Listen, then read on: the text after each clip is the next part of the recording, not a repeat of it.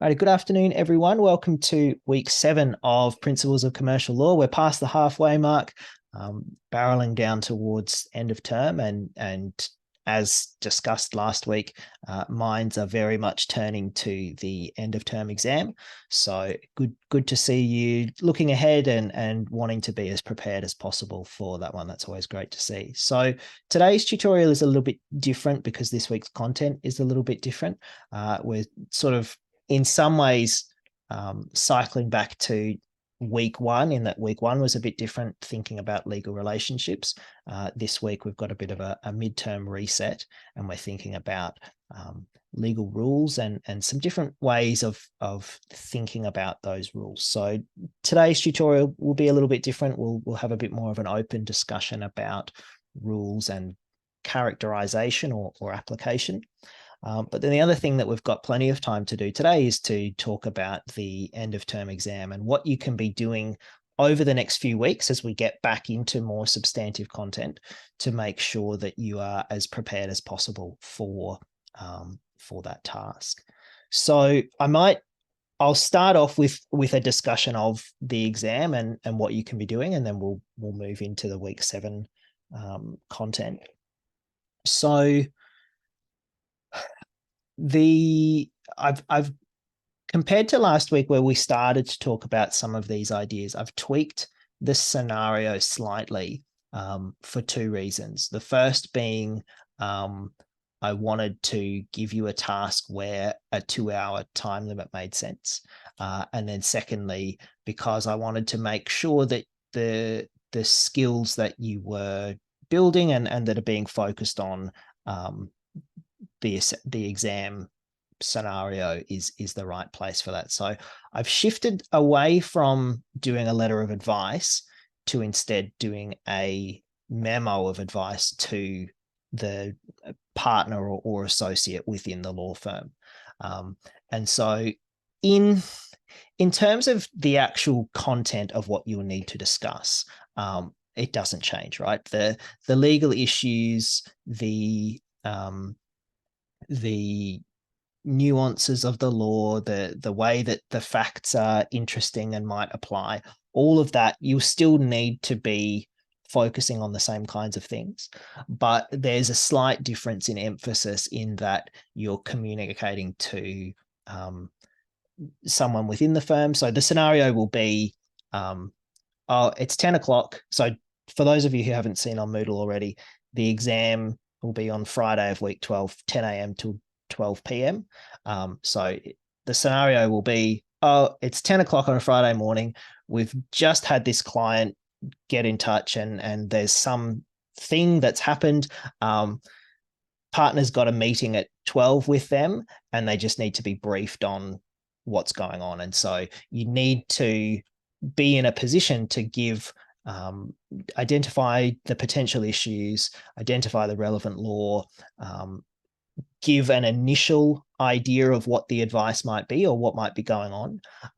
But there's also some flexibility and this was the case in the first task as well. If you thought that there were gaps in the facts or things that you'd want to confirm or clarify, there's the opportunity to identify that as well. So all of that, it's a similar approach, but there's less emphasis on do I need to tell the client exactly A, B, and C, this is what you should do. You'll still be providing advice in the sense that you want to be reaching tentative conclusions about what seems to be going on and what the options might be so that the partner can go into the meeting and discuss those options. But it takes some of the pressure off the way that you write that and the way that you think about wording that. So hopefully that makes the task a little bit easier. The other thing that is potentially important about shift from a memorandum of advice to a letter of advice is, again, those kind of missing facts, things that you want to clarify. You still need to make sure that you're explaining what the gap is and why it's relevant. Why does, in a meeting with the client, sure, it's valuable to have that opportunity to ask questions and discuss, but the person that you're advising is going to want to know why do we need this information? Why, when time is money, why spend the minutes asking for that information? So being clear on that, I think, is really important as well. In terms of length, I haven't decided exactly what the word limit will be yet. It will be more generous than what the midterm task was. And that's a recognition of, you've only got 2 hours. There's only so much time that you can spend editing and fiddling over the last 50 words or whatever. So it won't be an unlimited, I'm just going to dump all my notes and something relevant might be there. There will be a word count, but it will be one that will give you enough opportunity where you can say everything you need to say, as long as you're reasonably efficient and to the point and identifying the key issues that are going on. So again, that's hopefully makes things a little bit easier. But at the same time, it is still important that you are developing your ability to identify the issues and efficiently convey that, rather than just scattergunning everything that might potentially be relevant in the hopes that you say the things that you need to say amongst everything else. So still developing and being able to discern what's relevant and what's not, but the word count will give you a bit more leeway to go down the paths that you might think, oh, maybe it's relevant, but I'm not 100% sure. You'll have the scope to kind of do that as well. So that's sort of the scenario, and that's where you can start guiding your preparation.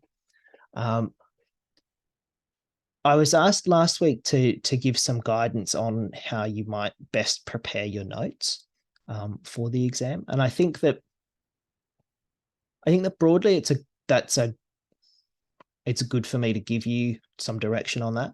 But at the same time, I'm conscious that notes are idiosyncratic, and that the best notes are notes that are tailored to your situation, your way of thinking, and that sort of thing. So what I'll say now comes with the caveat that, if you've got a system that works for you, do that rather than necessarily what I'm suggesting.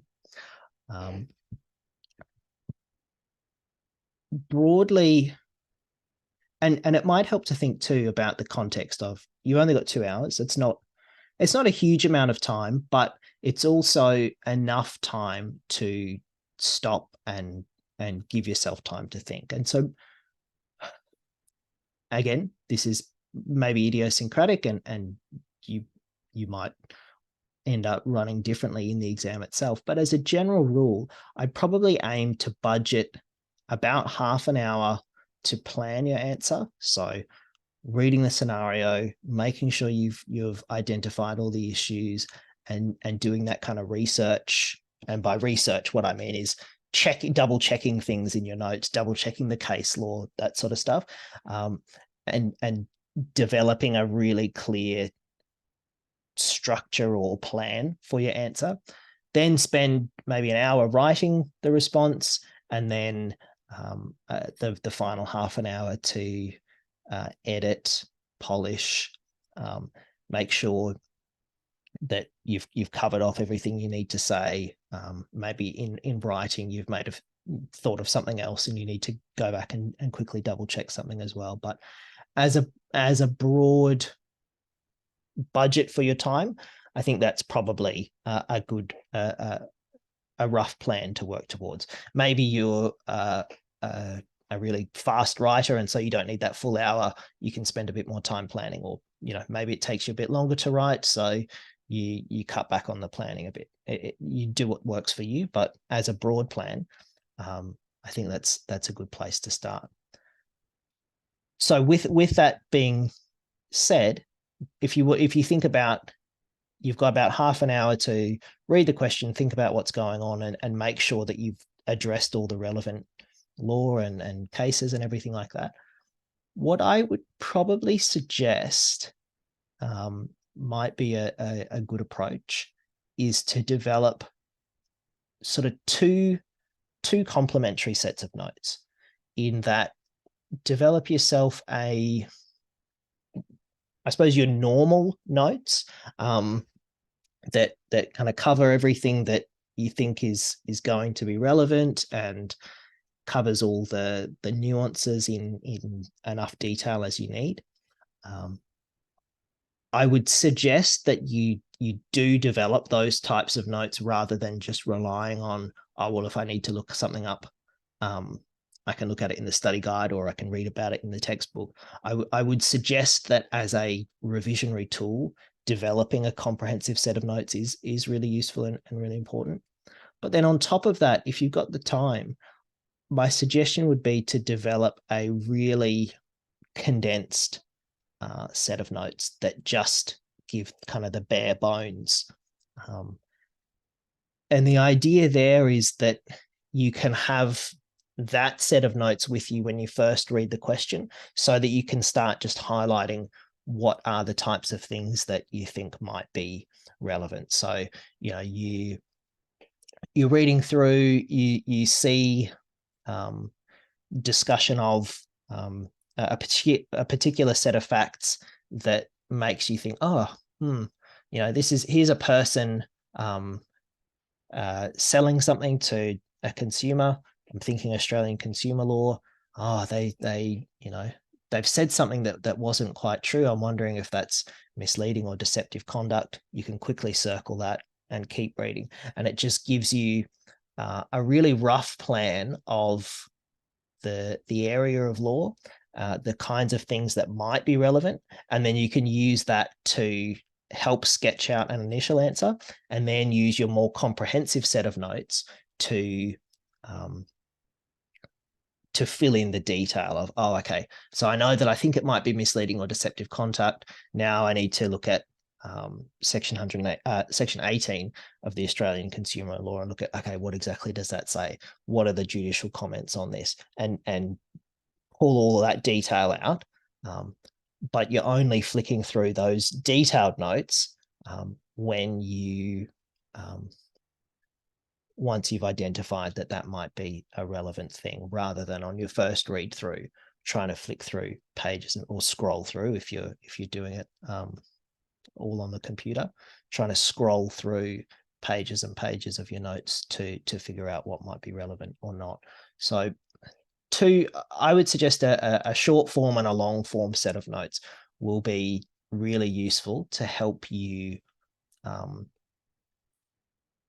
to help guide your thinking in this space, and to help make sure that you're identifying all the relevant issues, right? Because the other advantage of having some sort of short form notes is that it's really easy to go through the various topics and just quickly check off that you haven't missed anything. So, you'll run through broadly the weeks ahead, look at consumer law, competition law, credit law, and e-commerce. Those are the accessible topics. So just being able to, you might identify that consumer law is really important, and that's the key issue. But then, there's an electronic component, and so there's an e-commerce component that you need to think about, but you've spent so much time on consumer law that you don't think of that. Whereas if you've got a short form notes, it's easy to just flick through all the topics and refresh your memory. Oh, okay, yeah, there maybe is this e-commerce component as well. So just having short and long form notes, I think, is a really good strategy if you can do it. And as I say, that's maybe not necessarily for everyone. Maybe if you've got a really good indexing system or something, you can get away with just a bigger set of notes. But in the context of the exam, I think having something and ideally something that you can have printed out so that you can just refer to the scenario on the screen, notes. I think it will really help you to do it that way. In terms of the content of those notes themselves, my suggestion is that the long form notes should, cover everything really, but present it in a way that you understand. The short form notes, two things that I think that you really want to focus on are, for one, identifying the main areas of the law and the main tests or criterion, and we'll talk about the specifics of those in the coming weeks, but being able to quickly outline, okay, here's something that I need to think about, and here's the relevant test. So you've got half an eye on that as you read the rest of the scenario. And then the second thing that those notes could do is draw connections between different topics and different areas of law, right? This is something that we talked about last week, was thinking about how do different topics synergize with one another. And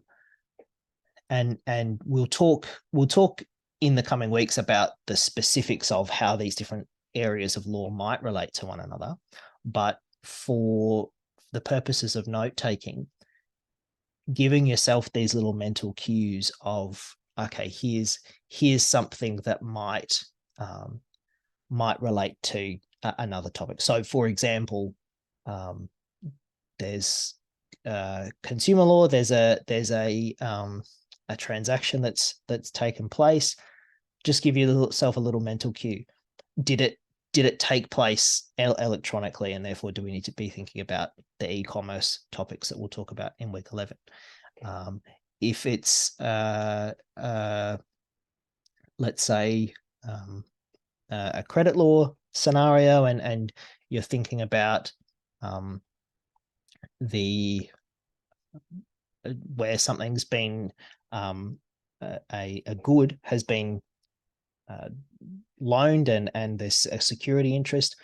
We'll talk in week 10 more about what that means, but you might give yourself a little cue. Oh, okay, I need to think about, how did they come by that? Does the consumer law apply or not as well? Those sorts of things. So just giving yourself those mental cues so that you can be thinking in the moment about, okay, have I covered off all the issues? Have I understood how these issues might relate to one another? And the goal's not necessarily to cover every conceivable scenario, because I think that would be impossible, but just touching on the obvious ones, just giving yourself the cues that you need in the moment to think more, I suppose, expansively about the topic, I think is a really good way of preparing and making sure that you've covered all your bases.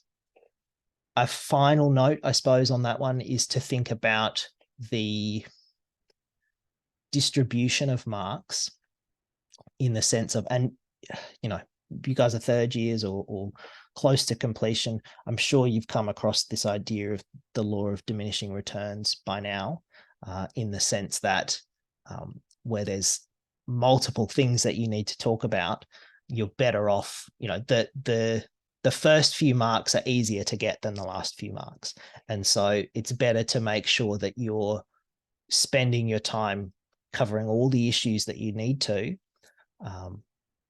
rather than spending all your time focusing on one issue and getting all the nuance and detail that you can squeeze out of it as possible, but in doing so neglecting a second issue. So it's in the exam context especially, obviously you want to try and capture as much of the nuance as you can, but that's why I think spending the extra time on the planning phase is really important, is so that it will help kind of budget your writing time, make sure that you've said something about all the issues you need to, rather than focusing too heavily on one thing and not enough on the others, because those first few marks are easier to get than the last few.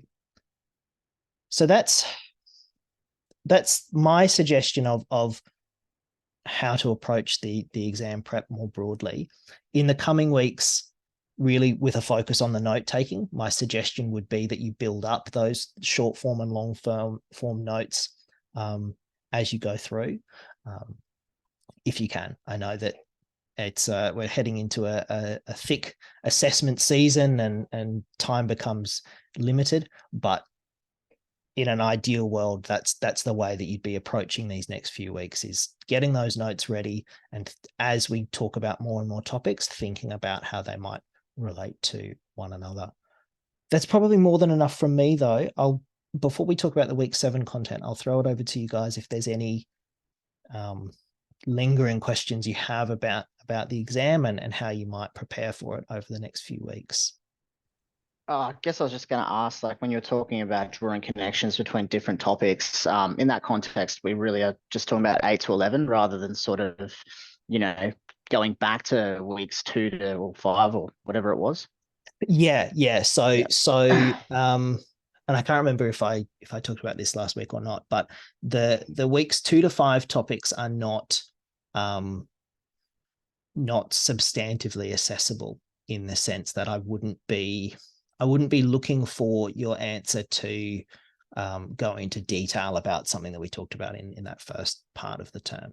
It's possible that a scenario, I don't know, for example, involves like a partnership or something, and so you'll kind of want to have that background knowledge to know what's going on and what the context is, but the answer wouldn't be requiring you to go into detail about any of the stuff that we talked about in week 4 per se. There's more than enough content in the coming weeks to fill a 2-hour exam without diving into the older stuff as well. Any other questions at this stage? I guess at what week do you think you'll know what the word count is? Because that helps in planning. Yeah, that's a fair question. I'm this week's mental. I think all of you have done administrative law by now. I'm in the moot week at the moment, so I've got no brain space for the exam over the next few days. But I'm hoping to finish up the draft. Finish drafting up the exam next week, and then I'll take some time to look at what a good answer will do, and kind of add a buffer onto the end of that. So I would say week 9, I'll be able to give you a firm idea on what the word count will be.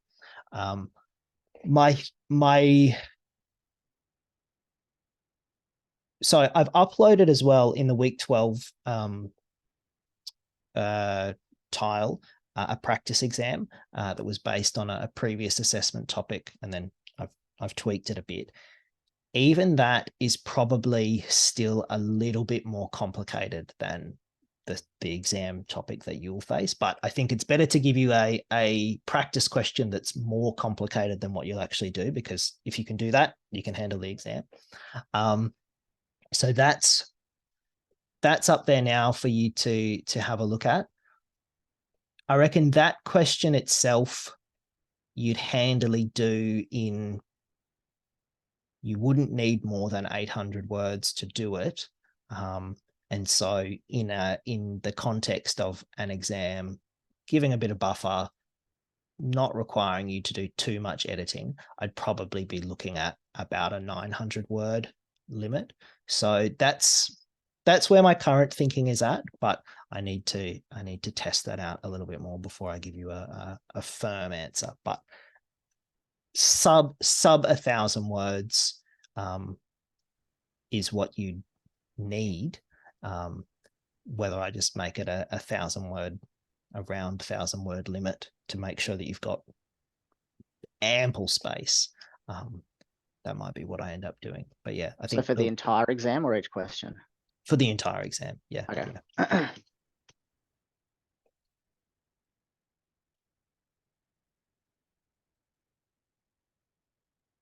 Yeah. Excellent. Any other questions?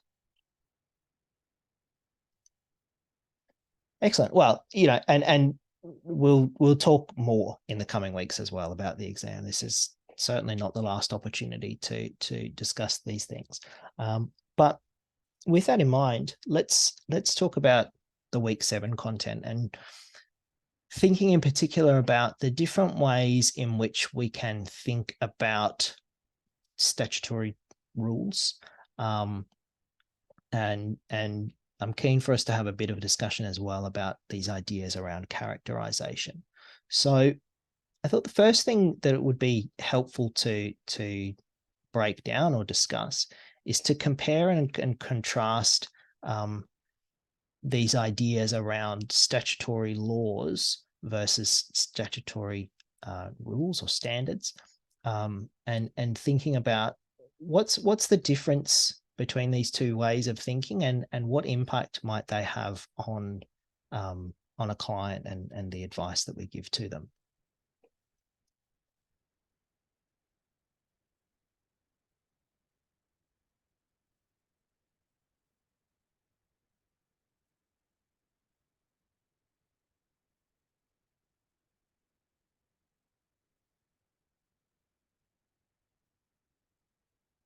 So I suppose to phrase that question another way, how would you understand sort of statute law and the authority, or enlivening power behind statute?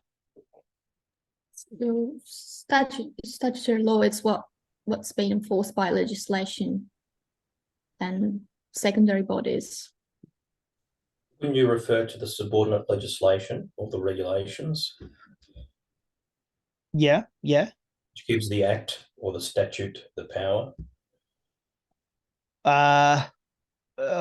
Well, it would be the other way around in that an act gives the subordinate legislation its power, but the common theme or idea is that the authority is coming from Parliament, so the democratically elected body.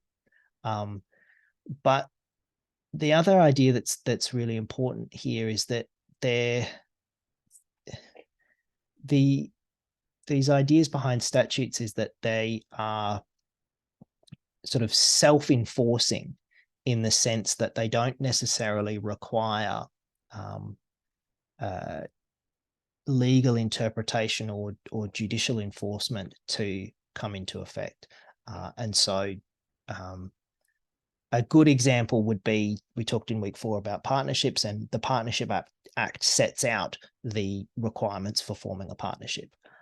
And so a group of people who want to come together and form a partnership, they just need to get together, look at the act, look at what it says, and do those things, and they'll have a partnership. They don't need to then go off to the court and get a judicial order to say, oh, yep, congratulations, you've now formed a partnership. Now, in the margins where there's disputes about whether the partnership's validly formed, or in the kind of the fringes where there might be issues, obviously then we're looking at judicial involvement. But your bog standard formation of a partnership, let's say, or even the dissolution of a partnership, doesn't require that judicial enforcement or intervention. If we compare that to these ideas around rules which have a more normative element to them, or that are worded in more broad terms, we get a scenario where we do actually need interpretation or judicial involvement in order to sort out what's going on. So the example in your study guide is misleading and deceptive conduct, which we'll talk about next week. But the idea here is that, conduct is conduct, and it's not necessarily misleading or deceptive until you get the judgment that decides, yes, that was actually misleading or deceptive, right? So it's and the nuance is tricky here, but it's the conduct itself can be interpreted as misleading or deceptive, but it's not until you actually get the judicial order or the judgment that says that it is. Why might that distinction be important for a client? So sort of comparing, on the one hand, statute that doesn't require judicial interpretation versus these kind of broader normative rules that do require interpretation. Would one reason possibly be because I guess, standards of what conduct are change possibly over time as society changes. I kind of got that idea a bit from the vacuum Lux case there, where they sort of talked about, that it sort of went along the lines of in society as it is now, like this conduct is, not acceptable type thing. Whereas in the past it might not have been. Yeah, and I think what I like about that answer is what it gets at is the idea that when Parliament is making a law, they can't necessarily cover every possible scenario or every particular instance of a thing that they want to prohibit or regulate or restrict or limit or whatever it will be. So by phrasing these rules in broader terms, they capture the idea or the principle of what they're wanting to get at, and then it's up to judicial interpretation, which, as you say, may change over time, to give those words effect and to interpret from context to context what those words will actually mean, or for example, in the case of misleading or deceptive conduct, whether particular conduct will be misleading or deceptive. So it's this idea that you can't, if you're a lawmaker, you cannot spell absolutely everything out, and even the act of trying to do so, all you end up doing is creating a bunch of loopholes where people can avoid the conduct that you're trying to regulate, let's say. So yeah, thinking about the flexibility is really important. What else?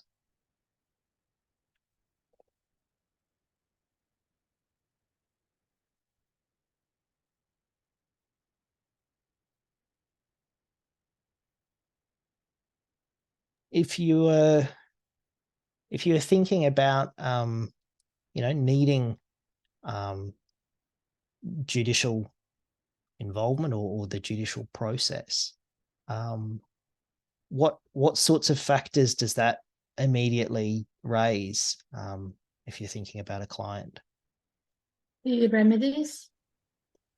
Remedies, yeah. So that's a good one. So thinking about the discretion involved in providing remedies, is that sort of where you were going with that? Yeah. So it's not, a law might set out what the potential remedies are, but in the moment, it's not necessarily a guarantee what you'll get. Yep. I guess, maybe broadly risk management in terms of entering a market and knowing what your obligations are, sort of under the consumer law and things like that, where your liabilities exist. Yes. So risk in terms of knowing exactly what you should be doing or shouldn't be doing. You can get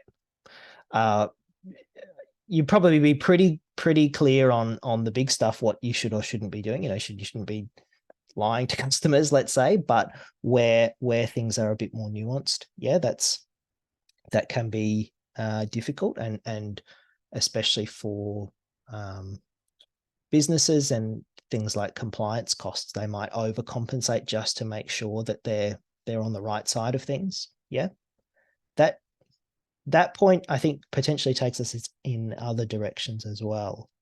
Can anyone think what they might be?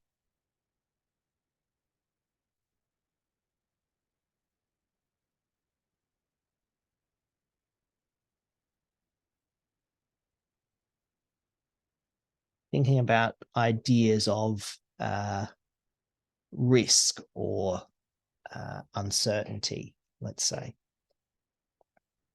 Well, I'm thinking of the cost involved in going down the judicial process.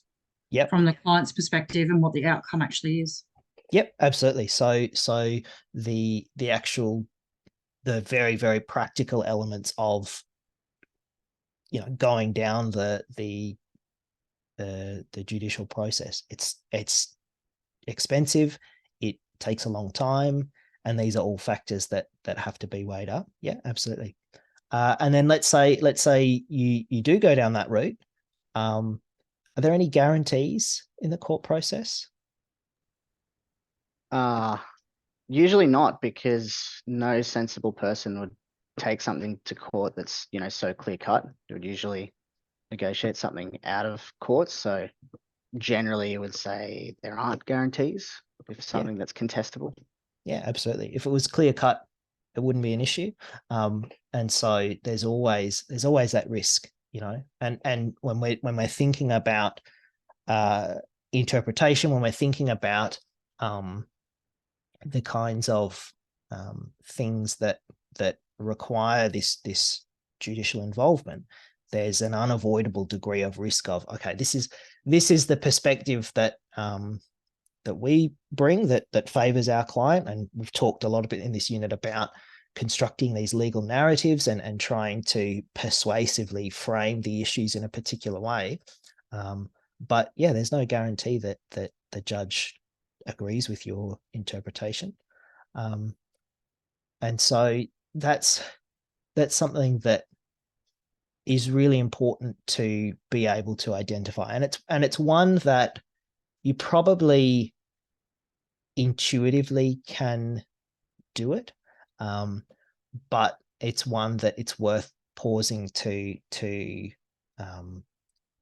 think a little bit more explicitly about, and just really be clear in your mind about, okay, what are the things that, you know, you've got a client who comes in and says, I want to set up a partnership.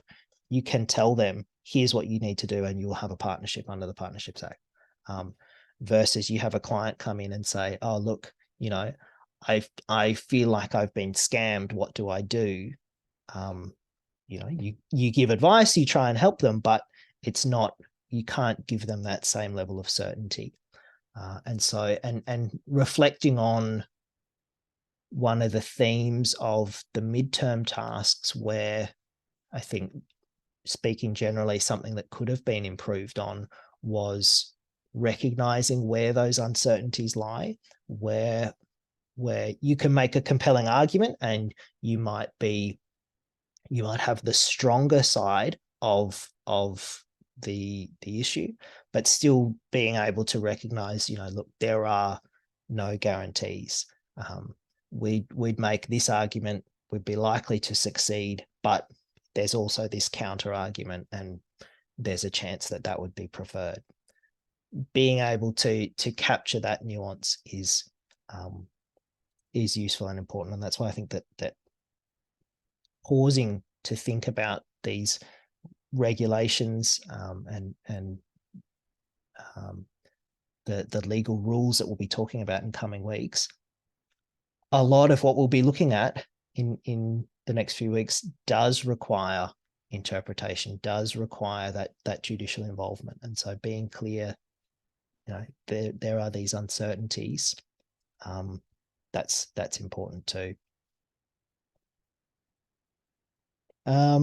Any other thoughts on that? The big thing that I wanted to talk about was the that sort of that uncertainty, or that sort of the room for interpretation. The other points are really good though too, in terms of flexibility, in terms of the cost of enforcement or going through the judicial process. Absolutely, those are really important factors as well. But any other final comments on that one?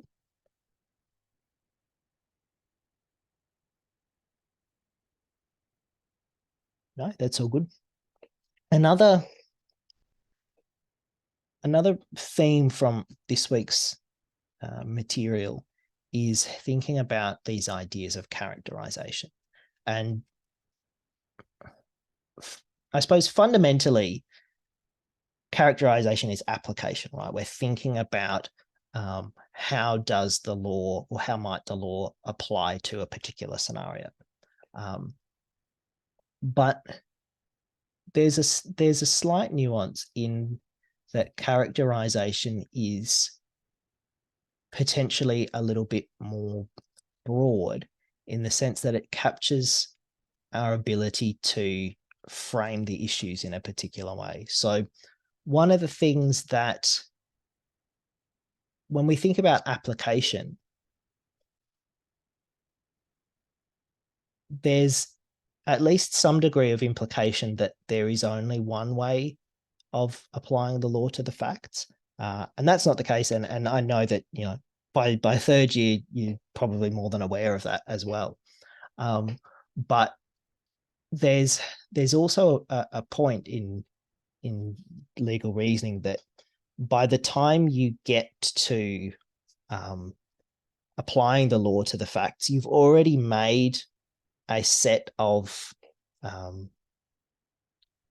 decisions or interpretations of what's going on. So even at the fundamental step of identifying the different issues, you're getting a sense of what's going on, and then identifying the relevant laws, making that application. That's all filtered down. So by the time you get to application, a lot of what your options are, or what you might talk about are sort of preset. Characterization is a term that I like because it, I think, encourages you to think more comprehensively and take a step back about the ways that you might frame an issue, or I suppose contest between parties, before you necessarily get to that application stage in your discussion. So thinking about characterization as, how are we going to frame the issue as a whole? How are we going to construct these legal narratives that are useful to our client? And using that to then filter through into, okay, so how can we understand the issues in this way? How do we identify what the relevant laws are, and their application to this scenario, fitting within this broader legal narrative? But I'm interested in your thoughts and reactions to this sort of characterization approach. It's something that at this stage in your studies, you're probably already familiar with, especially in terms of analogous reasoning and these sorts of concepts. But I'm interested to hear reactions to taking a step back and maybe thinking about it in a bit more detail than you might previously have looked at it. Jacob, I've jotted some notes down in relation to week 7. Okay. In respect of characterization, where I've stated that, and this is the example being section 18 of the ACL, misleading and deceptive conduct. You'd undertake a characterization to the circumstances and the context of the question of the conduct. So you characterize the conduct of the parties, you look at all the surrounding circumstances and the facts as they stand. Also important to consider whether the conduct is misleading and deceptive, to identify clearly the conduct to be characterized. The question of conduct is, if it's misleading or deceptive, is a question of fact.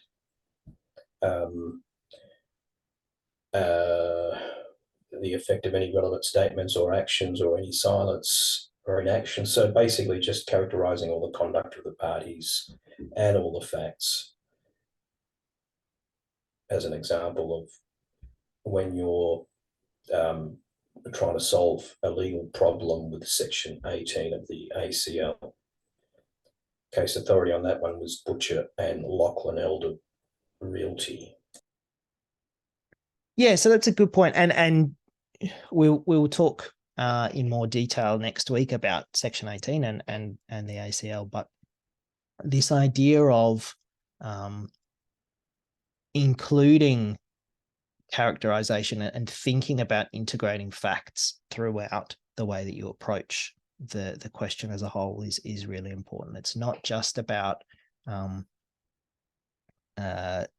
at the end, you've done the issues, you've done identified the rules or the law, and now you're going to apply it. It's about proactively thinking right from as you start to read the question, how can we understand what's going on? And so I think what you say is right, but there's also the earlier step of, before you necessarily even get to Section 18, misleading and deceptive conduct, characterizing the scenario in a way that pushes you towards thinking about the ACL in the first place, right? Thinking about, okay, we've got this transaction here, we've got this interaction between a buyer and a seller.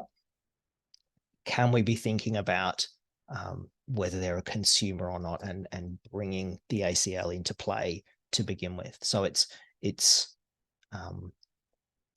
this sort of more, in a sense, a more holistic approach to thinking about the problem, and looking for opportunities to bring what you're learning into play, I suppose. I think, Jacob, the way I look at it is that you're going now from a textbook-driven IRAC sort of situation to how you would more approach it now when you do have that client about to come in and you've got basic information, or you've got the client there and then, and right, these are the thoughts that are going through your head before you even get to that next level.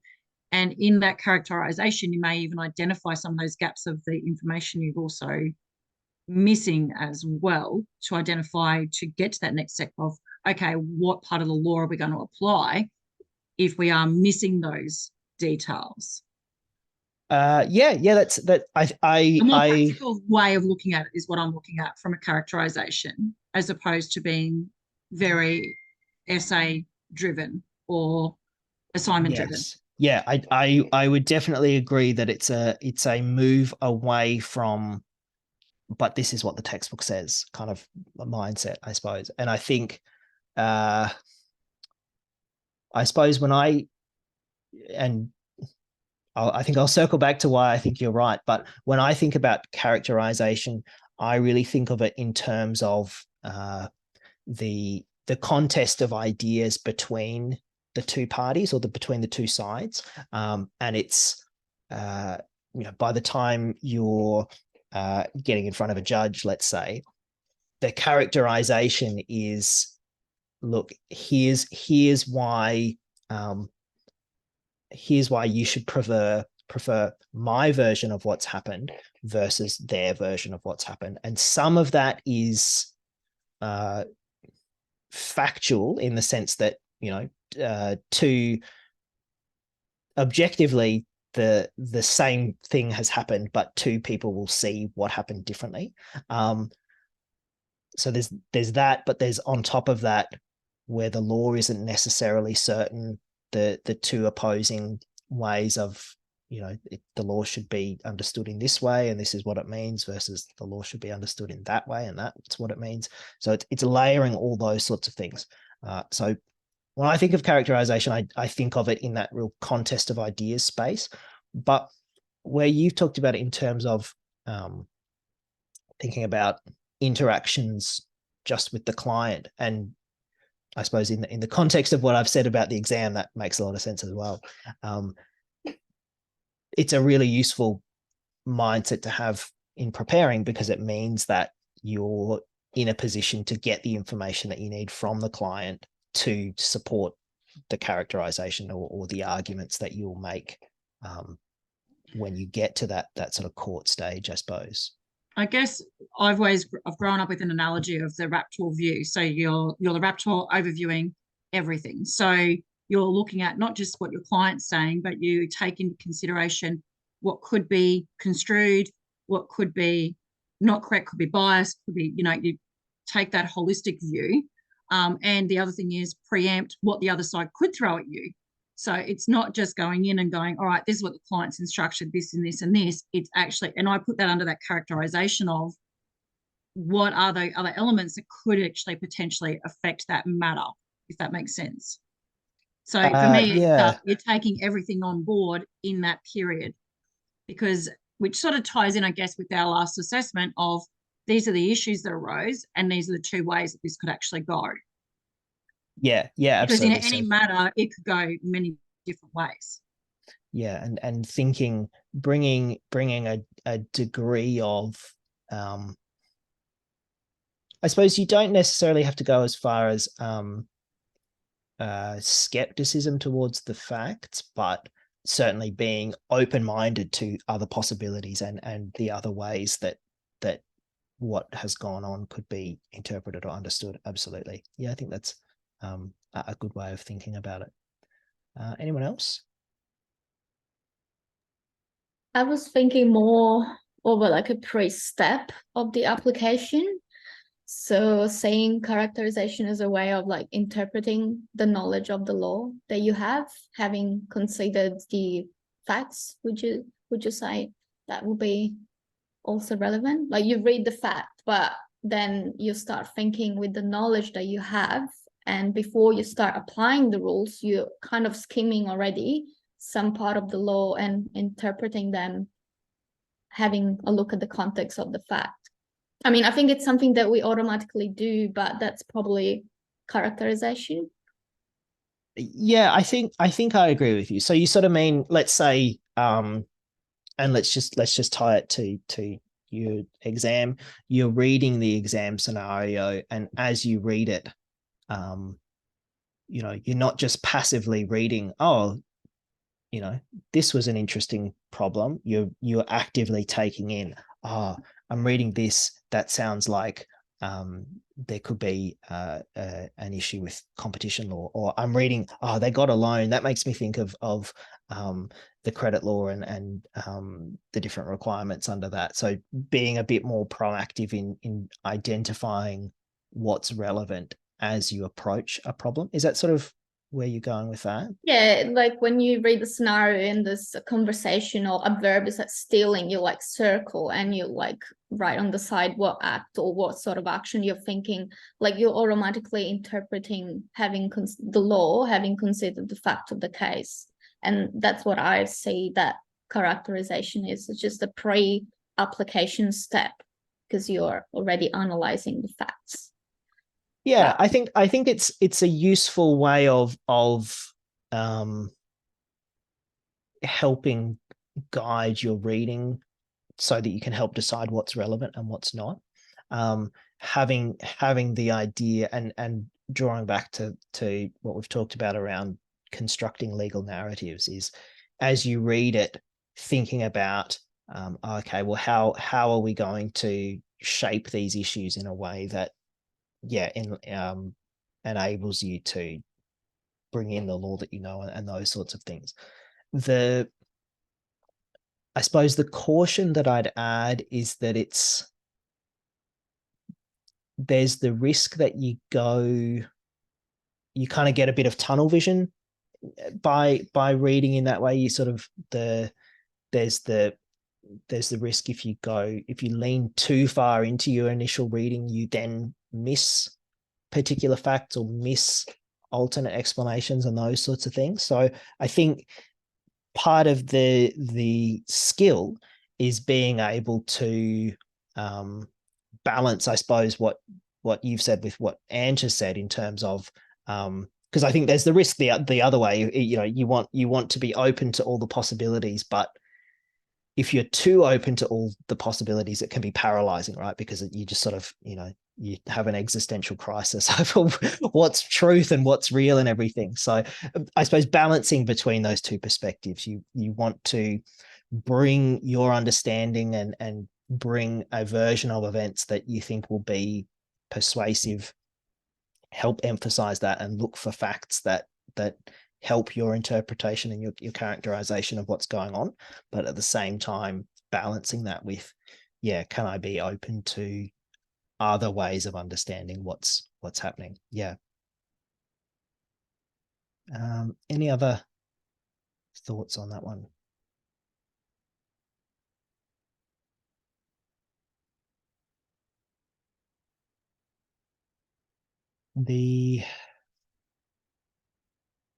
I had one other thought about the exam, and now I had a message from someone here. You mentioned last week that you weren't sure if there was going to be one question in the exam or if you're looking at multiple. Would that be what you're thinking about?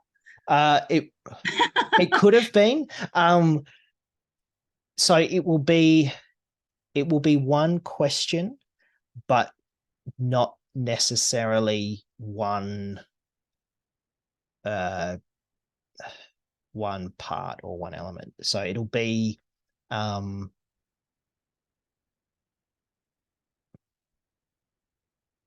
much do I give away? It won't just be one topic, but it won't be, you won't have multiple scenarios or multiple and I think that's what you hinted at last week. You weren't sure if it was going to be one or two questions. So we're clarifying it is one scenario with whatever is contained within that scenario. Yes, yeah. And yep. The reason I was hedging last week was I needed to double check if I'd said in the unit profile that there would be two questions. Because I knew I wanted to only do one to keep it a bit more simple, but I needed to double check that I hadn't boxed myself into a corner. But it just says the unit profile was vague. So yeah, it'll just be the one question, but whether within that there's multiple areas of law that you need to talk about and that sort of thing, that's a fairly safe bet that it won't just be the one thing. I have a feeling that that's not what I was going to say. It was something in relation to the practice exam. So I've said already that the practice exam's probably a bit more complicated than what you'll need to do. When I think of it, as soon as I end this, I'll think of it. So I'll pop it up on Teams when I remember what it was. But yeah, we'll over the coming weeks, what we'll really be focusing on as we get into consumer law, credit law, etc., is thinking about where are the points of relative certainty, where are the points of where there's more openness to dispute and openness to interpretation, so that we can really start to think about using characterization to full effect and bringing in these critical analysis skills is really important.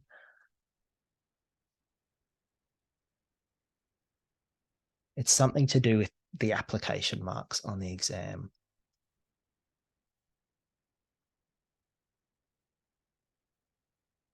So the criteria for the exam will be the same as the midterm, in that there is a heavy emphasis on accurate knowledge of the rules, and an even greater emphasis on your critical application and analysis.